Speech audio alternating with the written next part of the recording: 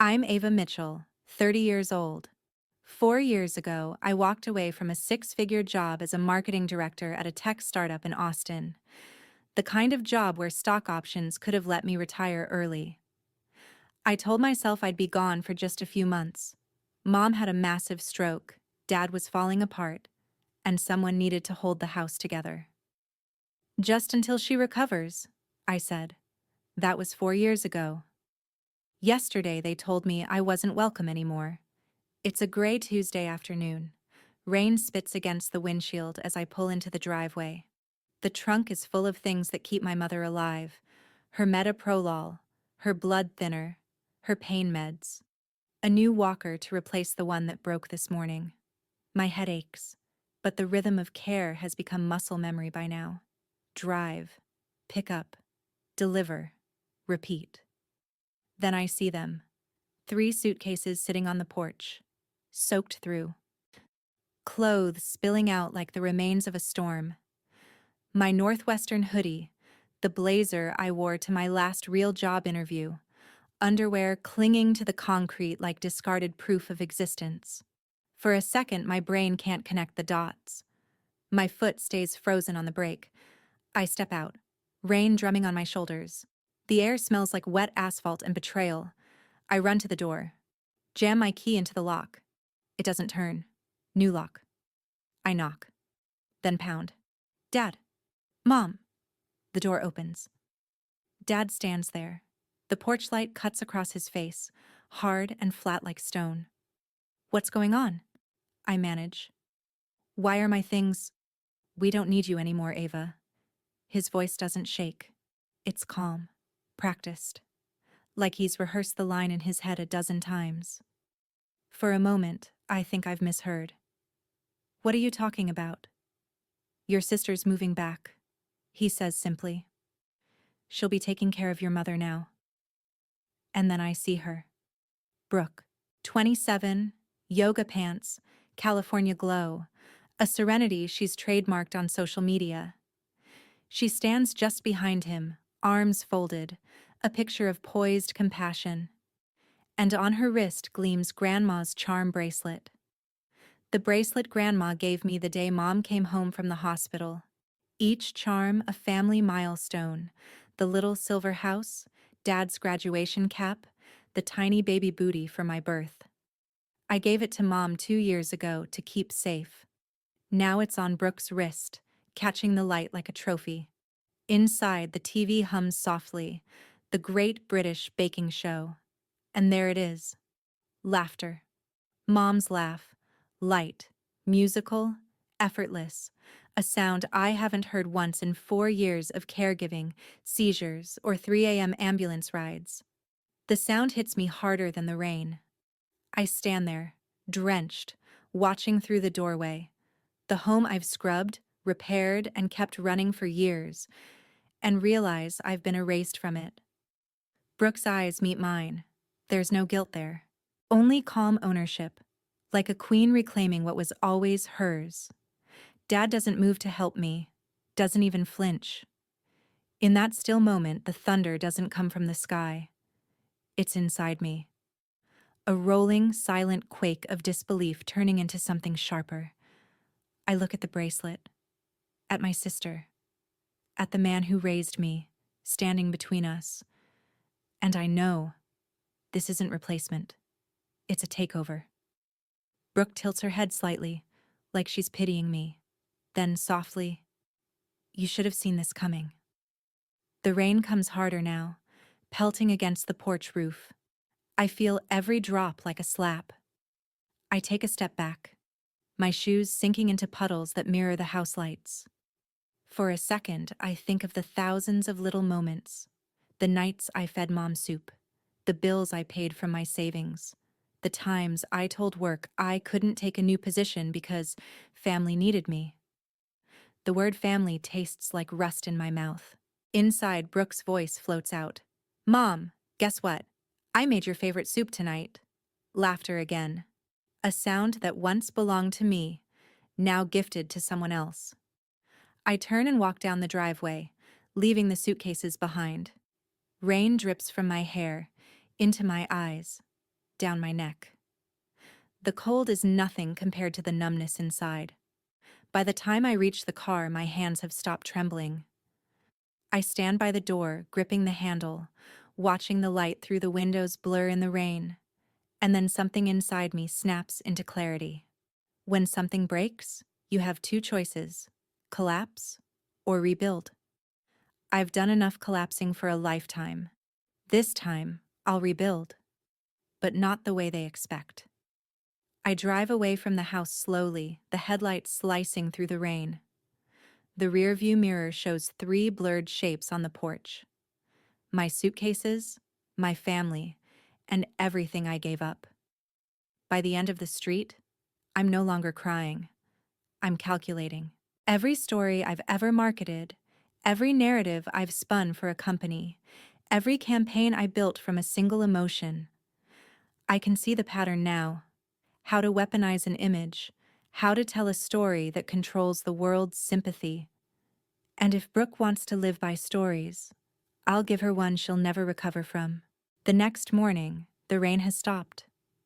I sit in my car outside a small cafe, the one I used to escape to when caregiving felt too heavy. The smell of burnt espresso hits me as I scroll through Brooke's Instagram. Every photo, every caption is perfectly staged. My mother's courage inspires me every day. Family is healing. Grateful for the journey. Thousands of comments flood beneath them. Hearts, flowers, prayers. I know now that she's been building this for months. The narrative of the perfect daughter. She probably sold it to Dad too. Every like she gets is another nail in my coffin. But she doesn't realize yet. She's not the only one who understands storytelling. I open a blank document on my laptop. Title: Evidence Log. It feels clinical, precise, safe. In marketing, you learn how perception becomes reality. You learn how to turn emotion into currency. But you also learn the opposite: how to take apart a brand until only the rot shows. That's what Brooke is now: a brand. And I know exactly how to unmake one. I sip my coffee, fingers poised above the keyboard. It's time to gather receipts. That night, back in my rented apartment, I start pulling threads. Old texts, bank records, photos. I build a timeline of caregiving, 4 years of my life, condensed into data. Then I compare it with her social media uploads. Something clicks. Every heartwarming post about Mom coincides with a refill of sedatives. Every time Brooke showed up with flowers and filmed it, Mom's prescription history spiked. The correlation is too clean to be coincidence. I dig deeper. Pharmacy receipts, online delivery logs, timestamps. My head buzzes as the pattern solidifies. Every act of love she broadcast came at the cost of my mother's clarity. And for the first time in months, I feel awake. I open another tab and search. Lorazepam side effects, cognitive impairment, emotional dullness, dependency. It's all there. Brooke wasn't helping Mom. She was tranquilizing her. Not for comfort, for content. By the time the clock hits midnight, my living room looks like a crime scene. Papers scattered, laptop glowing in the dark. I sit there, the hum of the fridge in the background, heart steady. Tomorrow, I'll confirm what I already know. And then I'll start setting the trap. The morning after I found my life on the porch, I realized something. I didn't lose a home. I lost a narrative I no longer controlled. And narratives can be reclaimed. I park in front of a small legal aid office wedged between a pawn shop and a tax service. A handwritten sign taped to the glass door reads, "Walk-ins welcome, consultation, $0 for first 30 minutes. Inside, the fluorescent lights hum. A woman in her late 30s looks up from her desk. Her name tag says, Maria Rodriguez, attorney at law. "You're early," she says, smiling, pushing her glasses up the bridge of her nose. "Most people come in after the lawsuit hits." I tell her everything, not the emotional parts, just the structure. Caregiving duties, Financial transfers, the sudden lock change, the social media spin. Maria listens, taking notes with a kind of detached precision that feels comforting. When I finish, she leans back. Do you have proof you were your mother's primary caregiver? Yes. Medical records list me as contact. I kept receipts, medications, therapy equipment, home expenses. And witnesses? My mom's physical therapist, her doctor, maybe a few neighbors. Good. Because what you're describing, Ava, borders on elder exploitation and coercion. If your sister manipulated your parents into transferring property or assets, that's actionable. Actionable, I repeat, liking the word. It sounds surgical, controlled. Maria continues. You'll need a timeline, digital evidence, and proof of undue influence. Don't confront them yet. Let them underestimate you. She slides a business card across the desk. When you're ready, call me. But if you do this, Ava, do it cleanly. No emotion. No outbursts. Make them reveal themselves. I nod. That, I can do. That night, I drive to a motel off the interstate. The carpet smells like mildew. The walls hum with the sound of the air conditioner fighting a losing battle. I set up my laptop on the tiny desk, connect to spotty Wi-Fi, and start building my war map. Folder 1, Finances. Folder 2, Medical Records. Folder 3, Social Media, Brooke. Each file becomes a window into the slow betrayal I hadn't seen coming. Brooke's Instagram is a shrine of performative virtue. Filtered light, teacups, inspirational captions. Healing isn't linear. Let go of what doesn't serve you. Gratitude transforms pain into purpose. Every post is time-stamped. Every timestamp matches a point when Mom's medications were refilled, her lucidity dimmed, and Brooke's following count grew. The story she's telling isn't about care, it's about conquest. Scrolling further, I find something worse. A photo of Mom sitting upright, smiling faintly, captioned, 2 months home and thriving. The date matches the week Brooke returned, before they changed the locks. So Brooke had been back for weeks, maybe months, long enough to whisper her version of me into their ears, long enough to make them believe it. 2 days later, a message pings on my phone. Unknown number. If you're looking for a fight, you'll lose. Just walk away. B. I stare at the screen. She's baiting me, hoping for a reaction she can screenshot. Instead, I screenshot her. Then I add it to evidence log. The next step is harder.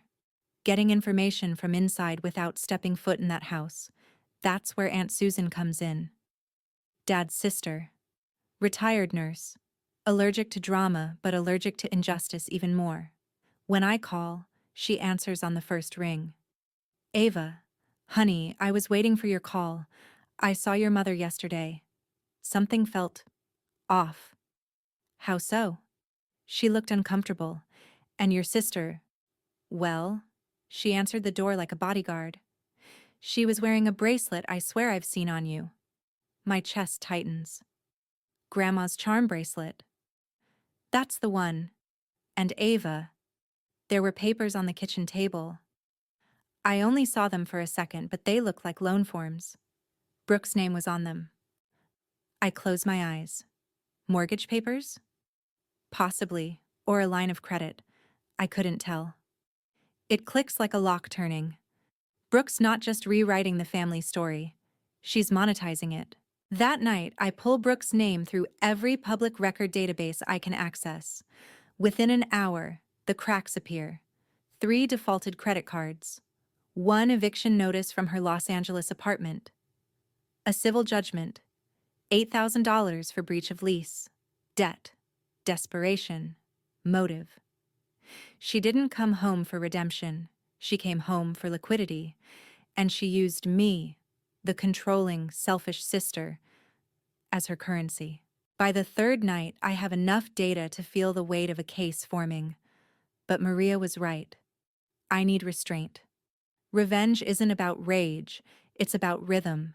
So I start crafting the story, my version, the truth, sharpened into strategy. It begins with perception. For 4 years, everyone saw me as the dutiful daughter. Then, overnight, I became the villain. That pivot doesn't happen naturally. It needs a narrative architect. Brooke is good, but I'm better. Because she plays with emotion, and I play with evidence. I start small. An email to our family group thread. The one they think I no longer check. Subject line: clarification. The body is simple, factual, no anger. To those who may have heard rumors about me, I want to clarify. I haven't taken a cent from my parents. I have receipts and bank records to prove every caregiving expense. I hope we can all prioritize truth over assumptions. No accusation, just calm professionalism, the kind that makes the reader question themselves.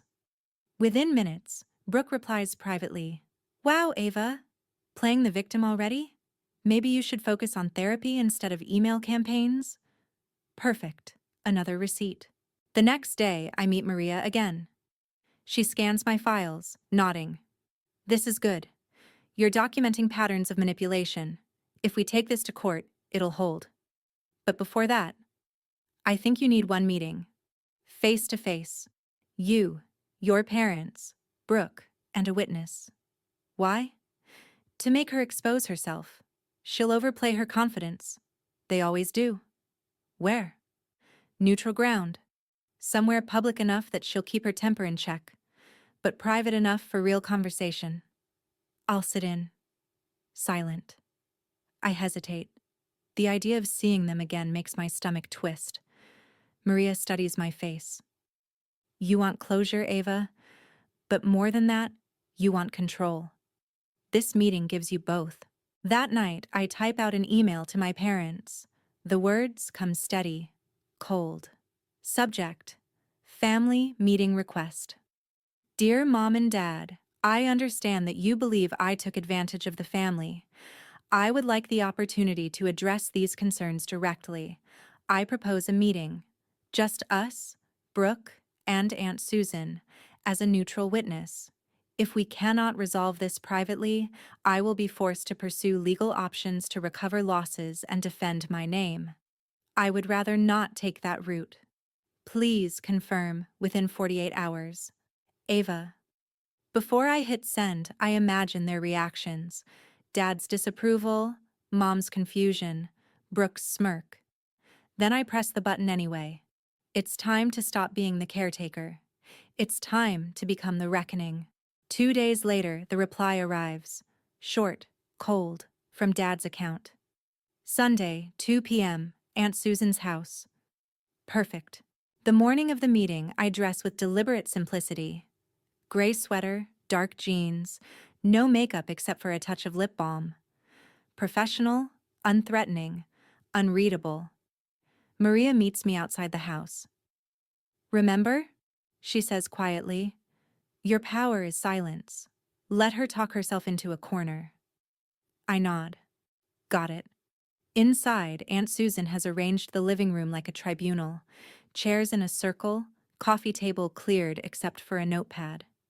My parents sit on the couch, close together. Brooke sits beside them, legs crossed, posture perfect, eyes gleaming with false empathy. I take my seat opposite. The air hums with tension. Dad starts first. "Ava, we're here because we want peace." Peace. The word tastes like mockery. Mom's voice wavers. "Honey, I don't understand why you're doing this. We're a family. Families don't threaten each other with lawyers." I keep my expression calm. Families also don't lock each other out of their homes. Brooke's tone is syrup sweet. "Let's not make this hostile. We all want healing." Healing, her favorite weapon. Aunt Susan clears her throat. "Why don't we let Ava explain her perspective first?" I fold my hands. My perspective is simple. For 4 years, I managed Mom's care, financially, medically, and emotionally. I have documentation of every expense. Recently, without warning, I was removed from the household and accused of exploitation. I'd like to understand why. Brooke leans forward. Because you were controlling Ava. You made Mom feel dependent. You used her illness to feel important. Her voice trembles in just the right places. Trained weakness. I stay quiet, watching the show. Dad adds, "You handled everything, but you stopped letting your mother make choices. That's not care, that's control." They've rehearsed. Brooke fed them their lines. And still, I say nothing. Maria's voice whispers in my memory. Silence forces the liar to fill it. So I let them talk. Let the rope unspool. Mom says softly, "Your sister helped me see that I don't need to feel guilty anymore. You did so much, Ava, but it's time for me to be free." There it is. Brooke's masterpiece. The illusion of liberation. For a second, grief rises in my throat like acid. But I swallow it down. Because grief is useless now. Strategy isn't. I glance at Aunt Susan. She gives me the smallest nod. It's time to start pulling threads. I look at my sister. Calm, glowing, rehearsed. The room bends around her confidence. Brooke has always known how to control the tempo. She talks in soft cadences, performs empathy like an art. But today, I control the silence, and silence unnerves performers. I glance briefly at the notepad on the coffee table. Aunt Susan's pen is ready. Maria's recorder light blinks faintly from her bag. I take a breath. "Brooke, you said I was controlling. Can you explain what you mean by that?" Her eyes flick toward Dad before she answers. "You managed everything. Mom's medications, her therapy schedule, her diet. You didn't let her breathe. You made her illness about you." I nod slowly. "So, my mistake was being present?" Her lips tighten. "You kept her dependent. That's emotional manipulation." The word lands like a slap. I don't flinch. Emotional manipulation, that's interesting. Because I remember you posting online about how healing begins when we let go of guilt. You said that 2 months ago, right? Brooke blinks. What does that have to do with... I just thought it was fascinating timing, I say, my tone mild. Since that post went up the same day Mom's prescription refills tripled. Dad frowns. What are you implying? I reach into my folder, slide a single sheet of paper across the table, a printout of the pharmacy records. Mom's medication history. I tracked it across 12 months. Every spike in her dosage matched one of Brooke's visits. Brooke laughs. Too high, too fast. That's absurd. You're trying to turn kindness into a conspiracy. Maria's voice cuts in, quiet and measured. These records are from the pharmacy, verified under the family account. We can subpoena additional proof if needed. Brooke's laugh dies. I continue, voice steady. You came home with the narrative of the savior daughter. The world saw you feeding Mom soup, brushing her hair, telling her how loved she was. But you weren't feeding her love, were you, Brooke? You were feeding her lorazepam. Mom's eyes widen. Lorazepam? That's not one of my medications. No, I say gently. It's not. Brooke's posture shifts, just slightly. The subtle panic of a mask cracking. Dad glares at me. You're twisting things. Brooke would never... She would, Aunt Susan says suddenly, voice shaking. I saw the bottle myself. It had no label. Brooke turns on her. You're misremembering, Aunt Susan. You always misremember. But the tone is wrong. Too sharp. Too defensive. And that's when I see it. The first fracture in her armor. I slide another photo onto the table. A screenshot from one of Brooke's Instagram stories. She's smiling, holding Mom's hand. In the corner of the frame, barely visible, a small orange pill bottle sits beside a cup of tea. Recognize this? I ask. She hesitates, then shrugs. It's probably one of Mom's supplements. You know she takes vitamins. Strange, I murmur, because I had that frame enhanced. The label says lorazepam 1 mg. And the prescription name? I pause, letting the room hold its breath. Brooke Mitchell. The silence detonates like thunder. Dad's mouth opens, then closes. Mom's trembling hand grips the edge of the couch. Aunt Susan stares at the photo as if she's reading an autopsy report. Brooke tries to laugh again, but her voice cracks. You can't prove I gave her any of it.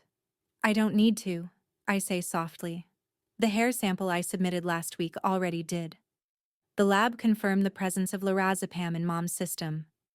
The exact dosage matches the prescription you filled. Her face drains of color.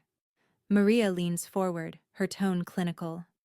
At this point, the evidence suggests sustained administration without medical authorization. That qualifies as elder abuse and chemical restraint under Georgia state law. The words hang heavy. Elder abuse. Dad's hand grips his knee, knuckles white. Brooke, is this true? Brooke stammers. She was anxious. I just wanted her calm. Ava always made her so nervous, hovering like a nurse. I was helping? Her voice cracks completely on the last word. Mom's whisper slices through the chaos. You drugged me? Brooke turns toward her, tears rising. No, Mom, please, it wasn't like that. Mom recoils. It's subtle. Just a shift backward on the couch, but it breaks something irreversible in the air. For the first time, Brooke realizes she's lost the audience. She looks at me, eyes blazing. You did this. You've been plotting. You're right, I interrupt. My tone is ice. I have. I lean forward, every word deliberate. 4 years, Brooke. 4 years of caregiving. I kept receipts for everything. Groceries, prescriptions, therapy bills, even the incontinence pads. Because deep down, I knew one day I'd have to protect myself from family. War. Brooke's lip trembles, but the fury is rising again, the feral instinct of someone who's losing control. You think this makes you better than me? She spits. You've always needed to be the martyr, the perfect daughter. You can't stand that people love me more. There it is. The truth. Ugly and raw. I don't want them to love me, I say quietly. I just want them to see. I reach for my laptop bag, pull out a tablet, and open a folder labeled Mom's Memory. It's a compilation. Short clips from home cameras, medical logs, dated messages. I hand the tablet to Mom. Watch this. She hesitates, then presses play. The first clip. Me kneeling beside her bed, coaxing her to eat soup. She's weak, but smiling. I look exhausted. The timestamp reads April 2020. The next, Brooke filming herself holding Mom's hand, whispering, "You're safe now that I'm here." Her free hand, the one off camera, slides a pill into the tea. Mom's breath hitches. The next clip freezes on that frame. The sound of rain begins outside, faint but growing. Nobody speaks. Brooke lunges forward. Delete that. You had no right. Maria's voice is steel. Sit down, Ms. Mitchell. Brooke's hands tremble, then she collapses back into the chair. You don't understand, she whispers. I was fixing things. I was building something better. Our family needed peace. Her justification lands like a ghost of reason, hollow, haunting. Dad rubs his forehead. Peace isn't something you force with pills, Brooke. Mom's tears fall silently. You made me forget my children. That line shatters whatever composure remains. Brooke sobs openly now, a sound too loud for this quiet living room. I stand slowly. My voice doesn't rise. It doesn't need to. This isn't revenge, I say. This is correction. I gather the papers, slide them back into my folder. Maria will forward copies of everything to law enforcement. But I wanted you all to hear it first. From me. Mom looks up at me, her expression torn between sorrow and recognition. "Ava," she whispers, "I remember the soup. It's enough." I nod once, then turn toward the door. Brooke calls after me, voice breaking. "Ava, wait." I pause in the doorway but don't look back. "You took everything from me, Brooke. The house, the trust, even Mom's laugh. But the one thing you forgot is that truth doesn't need followers. It only needs light." I step out into the rain. Behind me, the house erupts. Voices, movement, chaos. But the sound fades as I walk toward my car. Raindrops hit my skin, cool and cleansing. For the first time in years, I'm not trembling. The war is over. The reckoning has begun. The next morning, the rain has stopped. The air outside smells like wet earth and electricity, the kind of calm that follows destruction. I sit in my car outside Maria's office, engine idling. My hands don't shake anymore. The folder on the passenger seat feels lighter now, though nothing inside it has changed. When Maria steps out, she gives me a look that says, "We did it." "The DA's office has the file," she says. "They're reviewing the evidence this week. They'll likely open an investigation under elder abuse statutes." I nod. The words don't thrill me. They just settle into place like the last puzzle piece. "What happens to Brooke?" I ask. "If she cooperates, maybe probation. If not..." Maria shrugs. "She'll face charges.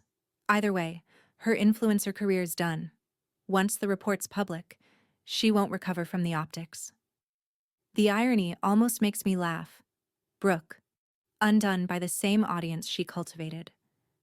Maria adds softly, "You handled this with restraint, Ava. Most people would have lashed out. You let the truth do the work." "That's the only kind of revenge worth having," I say.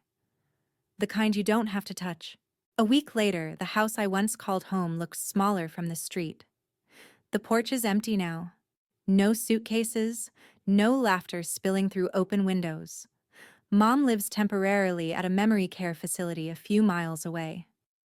I visit every few days. The first time she saw me there, she hesitated, then smiled faintly. "You came back," she said. "I never left," I told her. We sit by the garden sometimes, under the magnolia trees. She doesn't remember everything. Maybe she never will. But when she laughs, it's her laugh. Not the hollow echo Brooke recorded, but real, messy, alive. That's enough. Brooke, on the other hand, disappears from the internet almost overnight. Her accounts vanish, sponsorships cut ties, and gossip sites buzz with headlines. "Wellness influencer accused of drugging mother for content." From healing guru to household villain. I don't read all of them. I don't need to. The story has already taken a life of its own, self-correcting, just like I knew it would. Dad calls once. His voice is tired. "Ava, I don't know what to say." "Then don't," I reply quietly. "Just take care of Mom." He exhales, a sound like surrender. "I should have seen it. You couldn't. You were too close to the story." When we hang up, I feel no victory, only relief. For the first time in years, the weight isn't mine anymore. 2 months pass. I'm back in Atlanta. Not the suburb I grew up in, but the city itself. New apartment, high windows, quiet mornings. I've started consulting again, part-time for a firm that works with ethical marketing. It feels strange at first, selling truth for a living. But maybe that's what healing is. Repurposing the skills that once broke you. One afternoon, Maria emails me a short update, case resolved. Brooke accepted a plea deal. Public apology, probation, and mandatory rehabilitation. Mom's care fund reinstated. You retain joint oversight. I stare at the message for a long time, then close the laptop. No celebration, just stillness. That night, I drive to the coast. 2 hours of empty highway, headlights slicing through the dark. At the overlook, I park facing the ocean. The wind smells like salt and distance. In the glove compartment, I find something I almost forgot. Grandma's charm bracelet. The police had returned it after evidence review. I turn it in my hands. The little silver house, the graduation cap, the baby booty. Symbols of a family that once meant safety. I clasp it around my wrist. For the first time, it feels right. The moon glints off the metal. The tide rolls in, whispering over the rocks like applause too soft to hear. Sometimes I think about Brooke, not with anger, but with curiosity. What story does she tell herself now? That she was misunderstood? That I destroyed her out of jealousy? Maybe it doesn't matter. The thing about storytellers like us is that we live or die by the narratives we create. Hers was built on illusion. Mine was built on proof. And proof always wins. I drive back as dawn breaks, sunlight bleeding into the horizon. The radio hums softly, some old song about forgiveness. For once, I don't analyze the lyrics. I just let them fill the silence. When I pull into my apartment lot, my phone buzzes. A message from Maria. Mom's facility reports good progress. She's remembering more stable patterns. She asked if you'd bring soup next visit. I smile. Soup. The one constant in a story that's changed too many times. As I step inside, I catch my reflection in the hallway mirror, tired, older, but lighter. I whisper to it, half a confession, half a vow. This time, I rebuild for me. Outside, the world keeps turning, and somewhere far away, a different house sits quiet in the aftermath of its own storm.